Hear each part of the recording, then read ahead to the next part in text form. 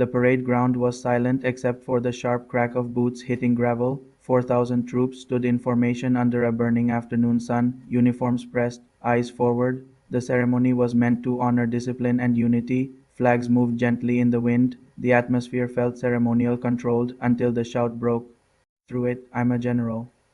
The voice belonged to a senior sergeant who had stepped out of formation, his face flushed with anger. He pointed toward Captain Elena Reyes, who stood calmly near the reviewing platform. Accusation hung in the air. Disrespect followed it. "Before I tell you what happened next, tell me in the comments where you're watching from. I love knowing who is listening."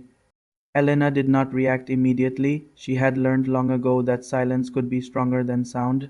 At 32, she had earned her rank through strategy, field leadership, and years of measured decisions. She was not the loudest in the room. She never needed to be. The sergeant advanced toward her, his frustration boiling over, in front of thousands of witnesses. Whether driven by ego, stress, or misunderstanding, he crossed a line no uniform could justify. The moment his hand struck her cheek, the sound traveled farther than the slap itself. Gasps rippled across the formation. For a heartbeat, the world seemed suspended. Elena did not stumble. She steadied herself, her eyes lifted not with fury but with clarity. She assessed distance, posture, threat level, years of training activated without panic. The crowd did not see rage, they saw control. The sergeant's breathing was heavy. He seemed shocked at his own action, yet pride kept him from stepping back. Elena spoke softly, but her voice carried across the ground. "Rank does not excuse behavior." The words were not loud, yet they reached every row. The general officers on the reviewing platform shifted, uncertain whether to intervene. Tradition demanded order, but order required justice. The sergeant raised his voice again. "You don't understand authority."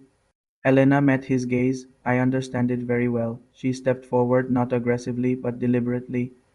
In a movement so precise it looked rehearsed, she redirected his balance with minimal force, a controlled defensive maneuver she had practiced countless times during combat readiness training. The sergeant lost footing, falling onto the padded ground prepared for drills.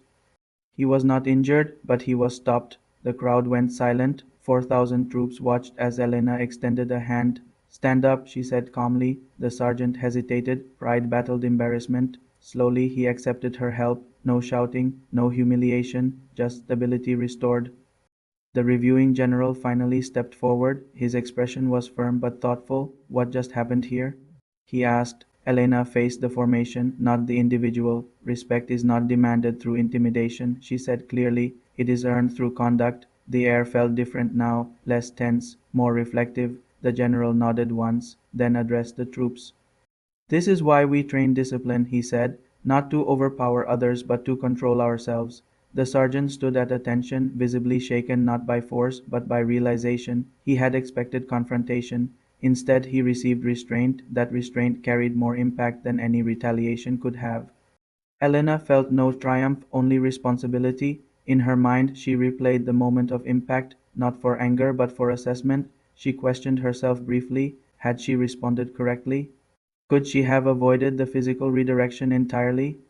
That internal moral tension mattered to her. Authority without empathy could turn into arrogance, but restraint without accountability could become weakness. She chose balance. Later, as the ceremony resumed, troops watched differently. They had witnessed something rare, not dominance, but composure under pressure. Word traveled quickly across the base, not about the slap, but about the response. Young soldiers whispered about discipline, about leadership, about how strength is measured.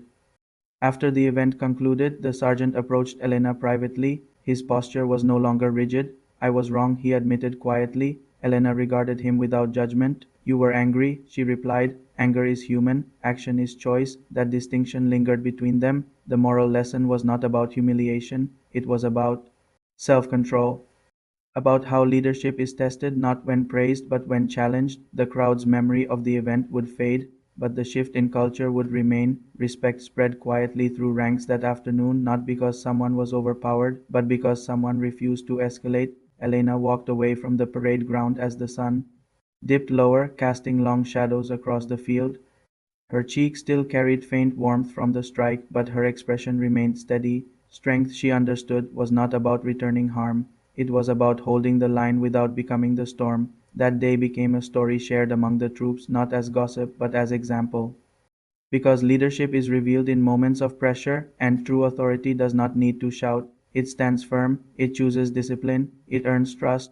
Real power is measured by control, not reaction, and the strongest voice in any room is often the one that speaks with calm conviction. If this story inspired you, share where you're watching from and tell us what leadership means to you.